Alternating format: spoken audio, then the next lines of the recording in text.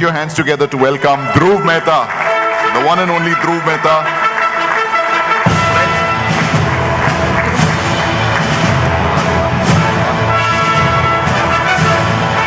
Welcome, sir. And may I request Mr. Mahadevan to kindly come on to the stage and felicitate Mr. Dhruv Mehta, please.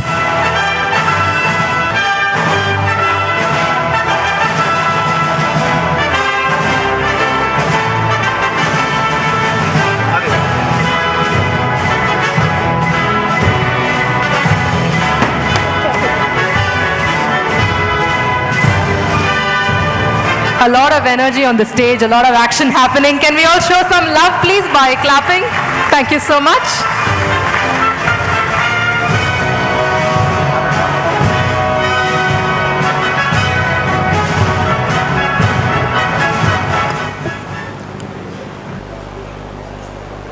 Good afternoon, everybody. At the outset, I would like to thank the whole IFA Galaxy team, and especially Mr. Sudarshan and Mr. Narayan for inviting me to be a part of this function. I would like to congratulate them. I think they are doing a great job in organizing this event year after year. And I think my talk is going to be very sober compared to the guerrilla marketing warfare that we've just heard. And I really hope that in some way we can also learn in terms of, adopt some guerrilla tactics while dealing with the regulations on a lighter tone. So, taking from Mr. Shekhar, 3 points, he says the power of 3. So I'll restrict my talk to 3 topics. I'll introduce FIFA, talk about the activities and engagements we do, and then at the end touch on our membership. So FIFA, the genesis actually started maybe 10 years back when a few of us met. We used to started our career, and we used to, as IFAs, meet in sessions organized by the AMCs, where we were taught about the debt market, equity markets. And in those sessions, what we realized is that there can be a lot of learning from our peers. And there was a thought that, is it possible that we as IFAs can meet together under some common knowledge sharing platform and share our knowledge with each other? Unfortunately, that never got translated into an organizational reality. It was only the regulatory changes, especially post, the ban of entry load, that the regulator himself, as well as, some of the senior CEOs told in many of the public gatherings that as IFAs, you all are individuals, and whatever problems that you have as individuals, you need to come together and put it, to the regulator under one common umbrella.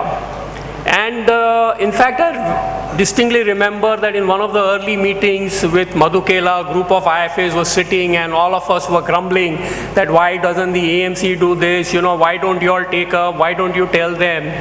And I remember Madhu telling us that, boss, हम तो हमारा काम कर रहे हैं, but आपको मालूम होना चाहिए कि जब बच्चा रोता है तभी माँ दूध देती है. And he said that you all need to come together if you all want your cause to be taken seriously. And therefore, that is where the need came, that there is a need for all IFAs to come together. And what we felt at that point of time was that there was a need to set up a pan-India body of IFAs. So keeping these objectives in mind, FIFA was set up in 2012 as a Section 25 company, a not-for-profit company. And we will just be completing 5 years. And looking at the theme, I think I can relate that our journey has been a leap of faith. We had a faith, we had a belief that IFAs are doing yeoman service for households in this country, and somewhere our voice is not being heard because we are individuals, we are fragmented. And we had a strong belief that if we all come together and we engage with the regulator somewhere, we will be heard. So I think the topic is very relevant that you learn. I think at FIFA also we have learned, we have evolved, and we have adapted, and we are seeing, now steps that our voice is getting heard. So what are the activities that FIFA is engaged in? Primarily, our members do financial literacy and investor awareness programs across the length and breadth of the country. We conduct regular knowledge sharing programs across many cities. I think in these last 5 years, we have conducted about more than 100 programs. I think in the last year itself, we have conducted 15 programs. We are now slowly, trying to do more of webinars for our members. We have also initiated some industry-related studies. And of course, a lot of the time of the core team in Mumbai gets, spent on the regulatory engagement. It is with the trade body AMFI, with the regulator SEBI, and also in the last 1 year, we've spent a lot of time, trying to meet up with the government agencies, political parties, because we believe that the government has a strong agenda of financial inclusion and literacy, and I think IFAs are the key for, spreading financial literacy. And that is the message that we want to drive to the government. So just a few pictures of what our members have been doing. This is very innovative. Post demonetization, some of our members have had sessions in the factories with the factory labor, maids, guards, about opening bank accounts, making them, educating them on digitalization. And the feedback that I get is that people are scared even to open bank accounts. People are scared to open bank accounts. So there is a huge need for financial literacy, and actually I think that's where the touch comes. The educated, the people who are literate, they will go online, they will do it on their own. But at the bottom of the pyramid, somebody has to reach out to that person and, give him confidence that your money is not going to go away. People are scared at the bottom of the pyramid even of opening bank accounts. We also have members, we have this program run by some of our members which called the Arthik Jan Jagran Abhiyan. Again with, these are sessions done in societies for the watchmen, the maids, the boys who come. They are right from their medical insurance, opening bank accounts, the government programs that government has announced, Jan Sukanya and things like that. So really some of these programs are being done by our members, and these are all, bono, they are doing out on their own honorary, spending their own honorary times, mostly on Sundays. Besides this, for our members, we are doing a number of knowledge sharing events. These are some pictures of the recent events that we did in Coimbatore, Ranchi, Jamshedpur, Dhanbad. So I would like to dispel the notion that I think initially when we started, people thought this was like a Mumbai club for, big IFAs. But actually some of our, successful members are on their own at their cost, reaching out to IFAs, gathering, addressing them in, groups of 30, 35 as to how to grow their, business, how to do retail business, how to grow it, what are the things that you need, in terms of communication, sharing their own experiences. Industry studies. Over the last 2 years, we've been engaged in, doing 2 studies.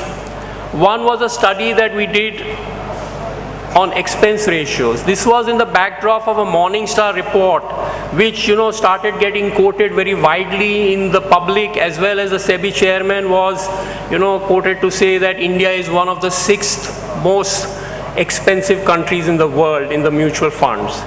And that's where we got started thinking. This was sometime, the Morningstar report was released in August 2015, and we started in September 2015 this exercise, but being a very small team, we had individuals, we did not have a large team like Morningstar, and it was difficult. The Morningstar report itself, if you see, it's about 200 pages. And the genesis when we started, we said, is it really? Are we selling our customers or are we selling our investors the most expensive product in the world? That is what got us thinking, and we said we need to go back. Then when we looked at the Morningstar report, it said that the average cost of an equity mutual fund in India was, I think they said 2.65. And which again raised the question mark in our minds that, I mean, we all know the largest, scheme, HDFC equity fund at that time had an expense ratio of 2.02, Franklin Blue Chip also in that range. You see the top 10 mutual funds, they all had expense ratios in the range of 2 to 2.20,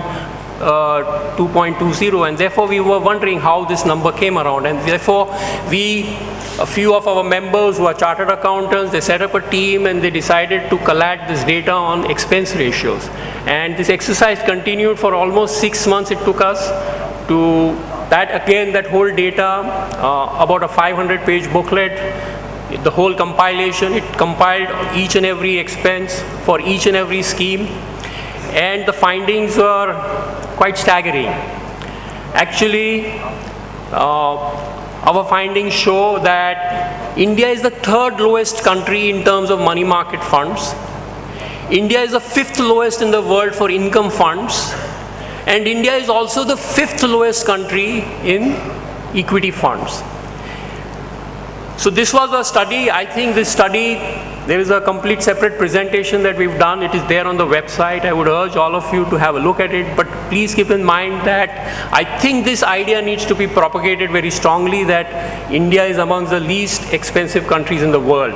What people forget is that India is a country where commissions are a part of the expense ratios. There are few countries in the world like UK, where commissions are not allowed, Australia commissions are not allowed. Obviously there the expense ratios are lower, but those investors are paying an additional fee cost. When you add that fee cost to the AMC cost, those costs are much higher than what the Indian investor bears. So this study took a lot of time, and I think the outcome, I believe the timing of the release of that report was quite because we believe that SEBI at that time was thinking of reducing the TERs in India. Maybe either they would have reduced the expense ratio or they might have removed the incentive for B15. But so that was one study. And the second, we are now in the process of doing a study on investor behavior, which will provide a roadmap for higher penetration of mutual funds.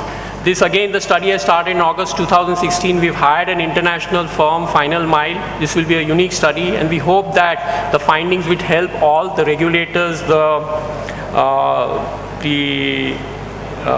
IFAs, distributors, as well as the manufacturers. In engagements, we have engaged in a number of issues like service tax, the Sumit Bose committee, the reduction of TR, which I mentioned, the study that we did a presentation in SEBI, which SEBI appreciated. We have been taken up the issues of commission disclosure and the recent RIA regulations.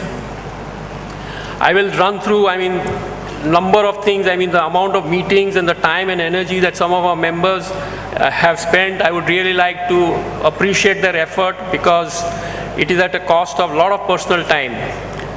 So we've been engaging with AMFI, with SEBI chairman, Minister of State. At that time it was Jayant Sinha on commission, the series of meetings that we've had with government, including Jayant Sinha, Shaktikanta Das, Mr. Hasmukh Adhya, Mr. Arjun Meghwal.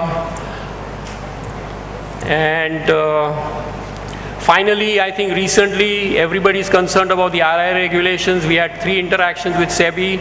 We were part of a meeting called by the Mutual Fund Advisory Committee, followed up with meeting of SEBI officials. And we again recently had a meeting with Ms. Mahalingam. Again, we have submitted a very detailed document and presentation. And I think finally we believe that over these last 5 years, when we started the exercise, I think they were just listening to us, but I think now they hear us, and I think they pay attention to what we are saying. So I believe voice is getting heard.